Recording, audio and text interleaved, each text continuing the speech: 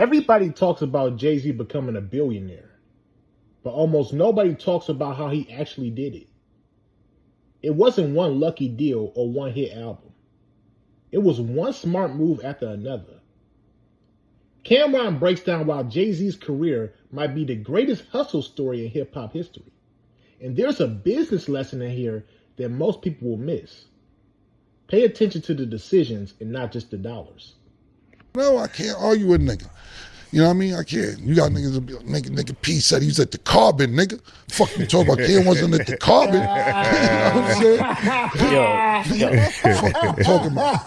Nah, nigga Killer said, but you gotta understand, Cam said, if you can't get paid in the earth this big, you worthless, kid.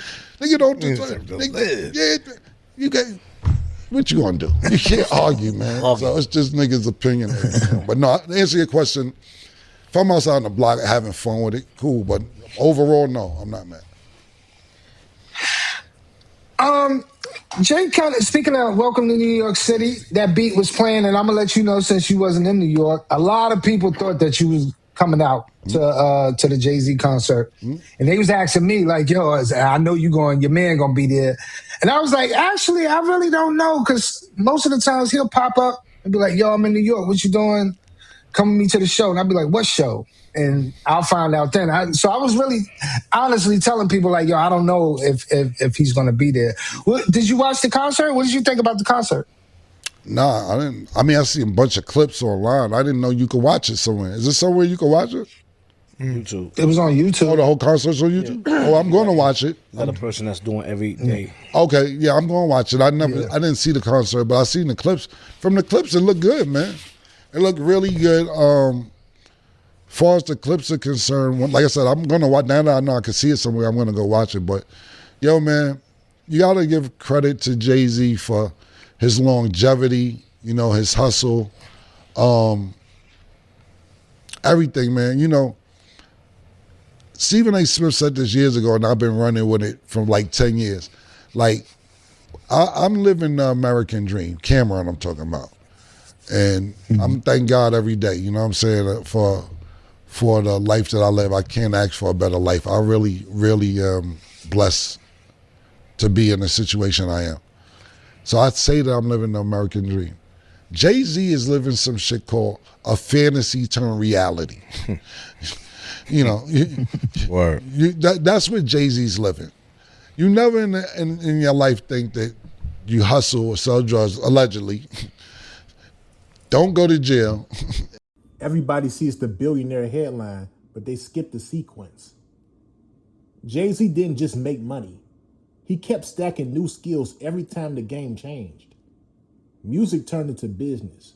Business turned into investing. Investing turned into ownership. That's the real hustle story. The lesson isn't be Jay-Z. It's don't get stuck making money from only one lane. Every win should fund your next opportunity. If you was even doing that, you know, just going off the rhymes. Come out, try to get a record deal, don't get a record deal, start your own label, becomes super successful, $100, $200, $300 million company, $100, $200, $3 million clothing line, $300 million liquor.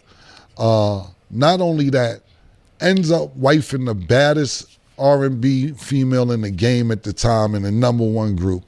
Has a daughter who's super duper talented, and now you get to celebrate all the other businesses that we're not naming. You know, Jay-Z has stock in Uber when it started. You know, it's a bunch of shit behind the scenes that Jay and Warren do that people don't know. You know, you talk about sports management with Roc Nation, how they managing basketball players and football players and so on. To now, you got to think about this. You know, the NFL was ran by the good old boys. And whether people be like, oh, they use Jay-Z for pawn and this, that, and third, whatever people want to say about it, he runs the talent for the football, for the NFL. You know, niggas was crip walking at the Super Bowl with Dr. Dre out there, my nigga. You know how far have you come when niggas crip walk at the Super Bowl, nigga?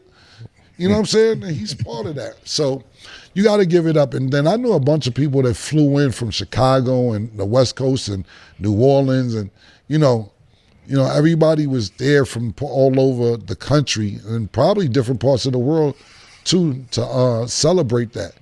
You know, the dumbest shit I seen online, and I don't know nobody's financial, I'm not in nobody's business, be like, I seen a female going off and somebody else that I won't name talk about, yo, they billionaires, what they doing working? This is real work.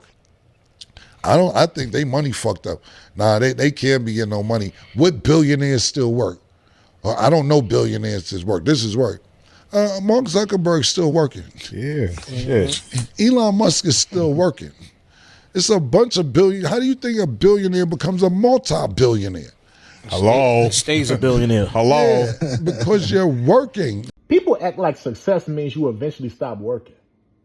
The people who build something lasting usually work because they love building, not because they need another paycheck.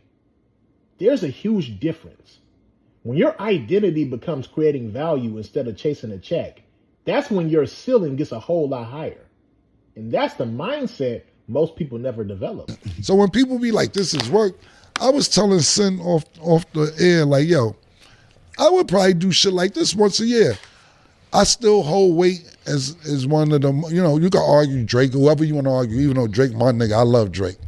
As like right now, Drake is that nigga. Yeah. But if your legacy still can hold you to sell out Yankee Stadium, and then I can bring my wife to the Bronx and my daughter and sell out 3 nights in a row, I'll probably do some shit like, it ain't gonna always be Yankee Stadium, but I do some shit like that once a year or at least every other year to be like, yo, you want to go kill him, B? Let's go kill him, drive niggas crazy. Let's do this shit in Paris next year, drive niggas crazy. Why the fuck wouldn't you do that? A lot of people think once you made it, you should disappear and enjoy the money.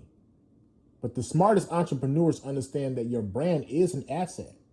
Every appearance, every event, every product launch keeps your name valuable. Jay-Z isn't performing because he has to. He's performing because staying culturally relevant protects everything else he owns. That's business, not entertainment. You know how dope that is? So when I be seeing niggas talking about, yo, nigga working, I wouldn't be working. Shut up. That's why they broke now. The people who say, if I had enough money, I'd never work again, usually think of work as something to escape. The people who build wealth think of work as creating, solving problems, and building something bigger than themselves. That's why the conversation changes once you stop chasing income and start chasing impact. Ironically, that's when the biggest money usually follows. Oh, shit. Shut up, man. Just shut up, bro. What are you talking about, my nigga? It be making me mad, that shit. Right. All right. That's why Jay-Z's story hits different. It wasn't just about making billions. It was about evolving every single time the game changed. That's a blueprint anybody can learn from. Whether you're starting a business, building a brand, or just trying to level up in your career.